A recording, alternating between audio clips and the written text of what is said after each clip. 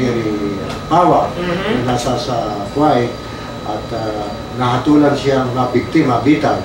At ang ating gobyerno ay wala pang sagot kung patatawarin ng hari ay clemency. Wala rin sagot na affidavit of forgiveness ang pamilya ng namatayan. At yan ay inuna natin na bigyan din na yung nangyari kay Flor Contemplacion na taga Barangay Concepcion sa San Pablo ay nauulit-ulit dito sa kaso ni Madam Pawa dahil galing naman siya sa Zamboanga, Sibugay. At yan ay isang napakalaking dagok sa katarungan ng International Bill of Rights. Yan ay tinatalakay namin na karapatan ng mga citizen, ng mga nasyonal, ng mga mamamayan ng iba't ibang bansa. Pagdating sa kanilang parurunan at magtatrabaho sila, bibigyan sila ng protection, hindi lamang batas ng ating labor code, ng batas natin ng Constitution, batas ng Kuwait, kung hindi batas din ng International Bill of Rights ng United Nations at lahat ng sangay na may kinalaman sa violation ng kanyang karapatan. Dahil pinagbibintangan siya pero walang motibo upang yung si Pawa ay gumawa ng ganung kasong murder. Dahil siya ay 5 taong naglingkod po at saka loyal, pag ikaw'y naka-5 taon ay hindi ka ordinaryo manggagawa. Kasi yung 1 taon lamang dyan ay sakripisyo na. Yung tumagal ka lang 1 taon sa isang Arabianong pamilya na ang trabaho mo doon ay kumbaga sa ano hindi lamang 8 oras, maaaring 20 oras pa, pati overtime niya ay nasasama na dyan. Talagang mahirap po. Minsan, 2-3 ang pinaglilingkuran nila. Kaya lang, nagtataka tayo bakit nga ang gobyerno hindi na pinadala si Noli De Castro, ang ating Vice President, at siya Presidential Advisor. At ang ating Pangulong Gloria naman, siguradong meron ng kalatas siya na pinadala ng Department of Foreign Affairs upang humingi ng clemency. At kung maaari lang, ma-reopen ang kaso na para mabuksan, magkaroon ng rehearing kung talagang totoo yung nalagay sa mga balita na hindi naman sinagot yan ng Kuwait Embassy o ng pamilya at silensyo sa loob ng 2 linggo going 3 weeks. Wala naman sinagot at tayo na nga ang kauna-unahang radyo na almost 1 hour at hanggang ngayon ay pinaglalaban natin yung isang buhay ng isang kawawa na marginalized at api na Pawa pero kumakatawan siya sa libo-libong mga Pilipino. Meron ding sinapit na ganyang problema na napabayaan, na walang kasalanan, pero nahahatulang katulad ng Flor Contemplacion, ng Sara Balabagan, at ng iba pang sina Delia Maga at iba pang mga biktima na walang katarungan sa ibang bansa. Okay, no, Attorney, sinabi mong review, no? Dapat lang, no? Kasi unang-una, yung sinasabi mong walang kasalanan, eh, malinaw yan, no?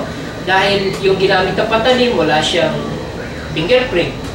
Tapos, yung damit na suot-suot niya, ni walang bahid ng dugo, no? Tama po, nalagay yan sa mga newspaper na online niya, kaya dapat yan ay bigyan ng kaukulang preferential attention, immediate attention, urgent ng ating gobyerno sa pamamagitan ng bilang OWA, ng mga polo natin doon, ng mga bitter, ambassador, at iba ng Department of Foreign Affairs.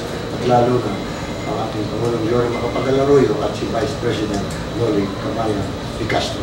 At sana'y hindi maging balangin, no? Ang election fever, Attorney, ha? Para hindi masikaso ang mga problemang katulad dito, ano? Election fever, eh. Oo, dapat nga. Yung mga tarpaulin ng mga nadaanan ko kanina sa isang lugar, may tarpaulin na ay sobrang haba. May isang building na inuukupa. Ano nakasulat? Justice for Pawa? Sabi, hindi Justice for Pawa, for Manuelitan, si Bautista, si Rolly Cabrera, at yung iba pa. Ang nakalagay yung isang senador, si Lapid. Ano bang pangalan ng building kung nakita mo kanina nung kasakay tayo? Mula sa isang ganun, isang building na panay picture niya. Parang ginawa sigurong headquarters. At yan sa EDSA lang yan. Galing kami sa aming EDSA. Galing ako ng Mandaluyong. At may meeting ako doon. Kasama ko nga si Mr. Cabrera. Mula ako dito. Nakita ko sa lampas ng Bonnie Avenue, may isang building doon, ay kay Senator Lapid. Yung artista, Aha. abay, dapat ka po yung ilalagay din dyan yung mga picture ng mga hindi binabayaran, ng mga W, katulad itong Browning Road, yung picture ng ating mga kapatid. At isama na rin yung 17 na Somalia na kidnap na ransom. At pamakalwa ay pinalaya na. Pero alam natin yan, nabayaran yan. Ransom money. Pero yan ang ilagay at nang hiya naman yung mga gobyerno na pinaglingkuran at pinagbigyan ng sakripisyo ng ating mga manggagawa na sa harap ng dangers o ng asap at saka ng gulo ay kanilang sinasalubong yan, nagsasakripisyo upang mabuhay ang pamilya, matulungan ang bansa na may pumasok na dolyares. Ito ang gobyerno lang natin, ilalagay sa mga building ng OWAT, Department of Labor, yung nabibiktima. Hindi ko kunin yan, pati mga CNN, pati mga British broadcasting na yan, mga Al Jazeera na cable, lahat yan ay napapahiya naman. Yung 17 na pinagpapaalam natin, nandito yung mga pangalan na na-release ng mga 17 Pinoy doon sa kwarto na ang kanilang employer ay isang Taiwanese. Para sa kaalaman, baka dito may mga kasama pang Browning Road. Pinalaya na po sila, pero matagal pa sila bago dumating dahil maglalakbay pa sila mula sa Mauritius hanggang sa Taiwan. At they will be expected to be here in 20 days. Kasi sila yung kasama dun sa 27 crew members. At tayo sa microchair, yung Tomas Alcantara ng Taiwan Ministry of Foreign Affairs ay nagsabi na yung kanilang Wing FAR 161 ay kasama mga Pilipino at na-release ng alas 3 na hapon. At yan ay napublish po dito sa isang newspaper at yan ay Philippine Daily Inquirer. Kaya lamang wala pang aksyon. Ito po yung mga pangalan. Baka hindi pa nyo alam dahil hindi naman nararadyo kami dito sa Mati, programa ng ating kapatid na si Saldi Lennon, ay nandito yung mga pangalan.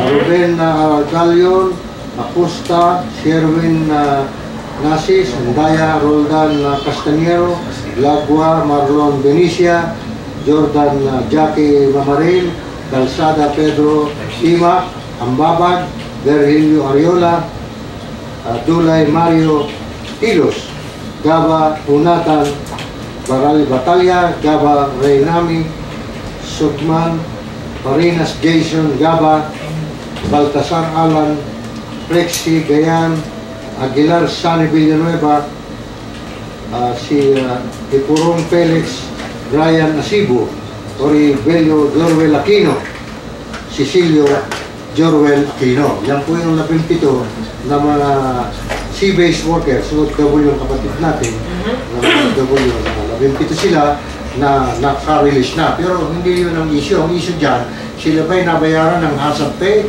ng dangerous pay, at yung sinapit nila na napakatagal silang kulong na huli, ay kung sila ay may compensation. Wala naman dito sa mga newspaper at wala namang balita. Kaya lang, ipaglaban natin yung mga karapatan ng mga yan dahil sila hindi naman napunta doon by accident. Sila ay kinuha para magtrabaho sa isang lugar na mapanganib.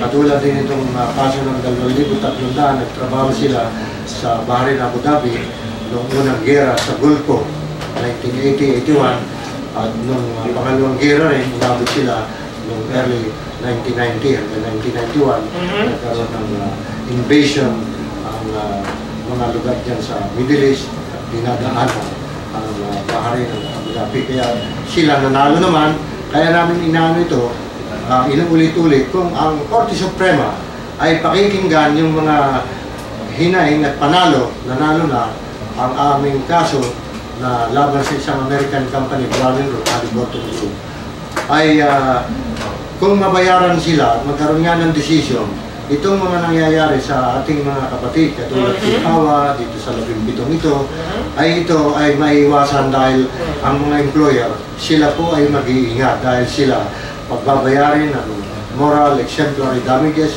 50,000, kanilang discrimination pay, babayaran yung unexpired portion, halimbawa, sila nakidnap, sila tatatlong